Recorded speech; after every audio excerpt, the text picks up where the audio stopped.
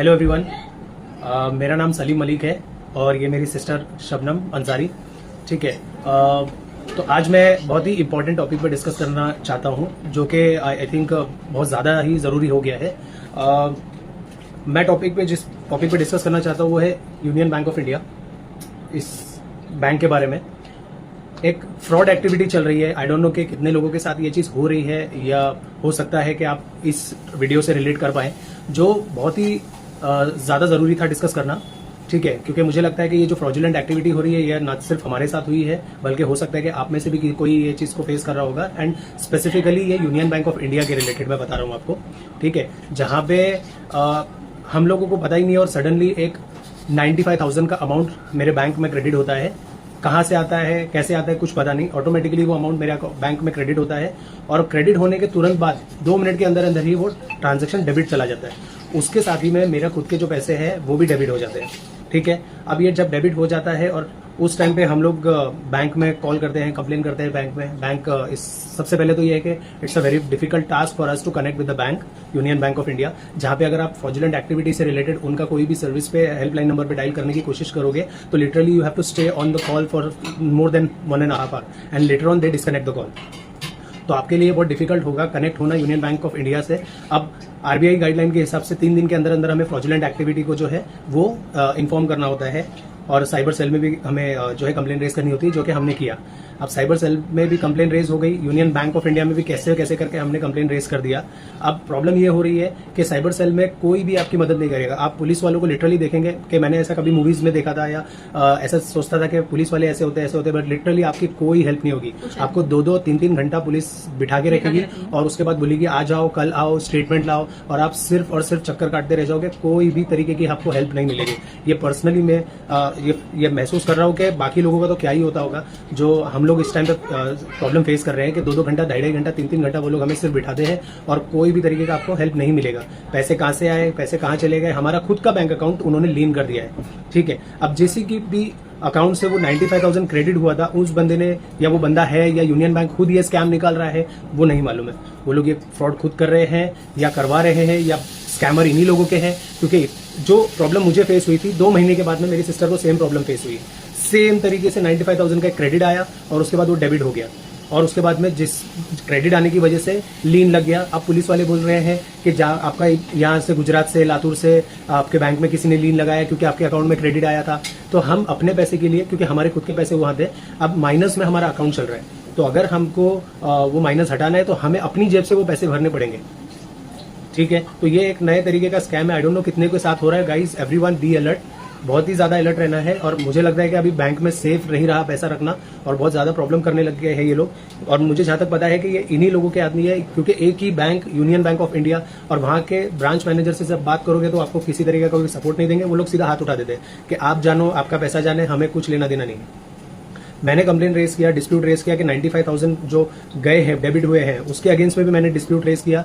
तो अभी तक वो कंप्लेन प्रोसेस में है, कोई कंप्लेन का रेजोल्यूशन नहीं आया, ओवरड्यू चला गया वो कंप्लेन। आई डोंट नो वो कंप्लेन आगे कब तक प्रोसेस होगा, कुछ भी उन लोगों का नहीं है। तो ना ही आपको बैंक से हेल्प मिलने वाली है, ना ही पुलिस से हेल्प मिलने वाली है। साइबर सेल में भी अगर आपने कंप्लेन रेज किया तो साइबर सेल में भी सिर्फ कंप्लेन रेज होती है इन प्रोग्रेस, वो भी नहीं हो रही है। वो भी नहीं 2-2 घंटा बिठा रहे हैं, कुछ रिस्पॉन्स नहीं है। अंदर पुलिस में है, पुलिस वाले हैं अंदर ऑफिस के, 15 मिनट बिठा के रखे हम लोगों को। बैंड्रा वेस्ट की पुलिस स्टेशन की बात बता रही हूँ मैं। वहाँ पे जब हम लोग गए तो वहाँ पे पुलिस वाला जो है वो अंदर ऑलरेडी बैठा हुआ था। उसके बाद 15 मिनट तक वो अंदर बैठा हुआ, बाहर आके बोला मैं 5-10 मिनट में आता हूँ, फिर मैं आगे आपका प्रोसीजर करता हूँ।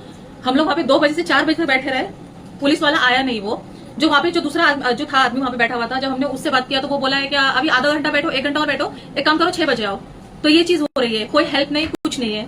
2 दिन पहले भी हम लोग पुलिस स्टेशन गए, तभी उन्होंने बोला कि जाके बैंक से स्टेटमेंट लेकर आओ। हम लोग अगले दिन बैंक से स्टेटमेंट लेकर गए, स्टेटमेंट लेकर जाने के बाद भी कोई रिस्पॉन्स नहीं, कुछ नहीं। वहां सिर्फ बिठा रहे हैं और उसके बाद भेज देते हैं। तो ये क्या, मुझे समझ में नहीं आता ये क्या तरीका है। पुलिस वाले तो कोई हेल्प ही नहीं कर रहे हैं। और इतना ही नहीं है गाइज, यहाँ पे इस अकाउंट में, जो अकाउंट में लीन लगा है, उसमें हमारे खुद के पैसे थे।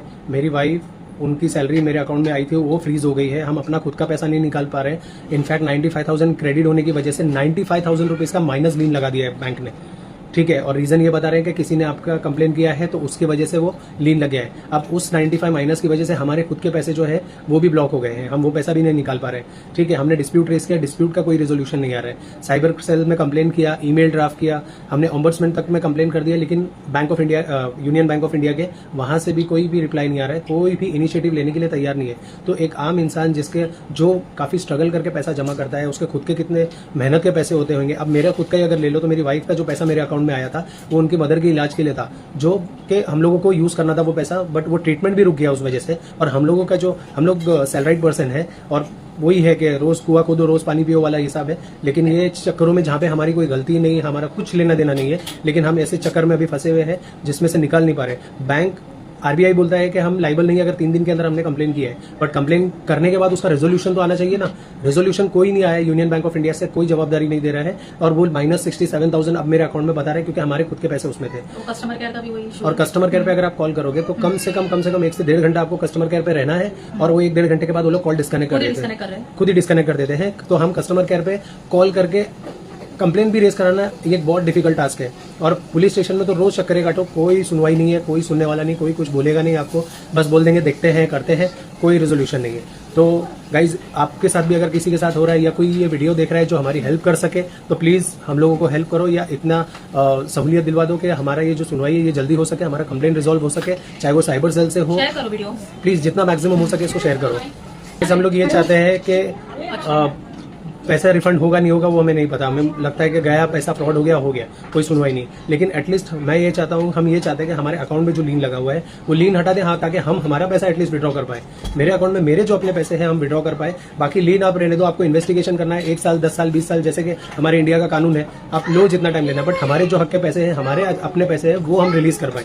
कहीं अगर कोई हेल्प करना चाहे तो हमारी हेल्प कर सकते। यूनियन बैंक ऑफ इंडिया में जब मैं गया, मेरा ब्रांच है सेंटा क्रूज ईस्ट का, वहाँ पे गया हेल्प के लिए, तो वहाँ के ब्रांच मैनेजर से मैं मिला, उन्होंने भी किसी तरह की कोई मदद नहीं की। उल्टा वो लोग हमारे ऊपर बोल रहे हैं कि आपकी तरफ से कोई गलती हुई है, आपने गलती की होगी, और ये फ्रॉड, आपको क्रेडिट हुआ है, ये है वो है, एग्जैक्टली आपके पास क्रेडिट हुआ है, कैसे क्रेडिट हुआ है आपको पता होना चाहिए।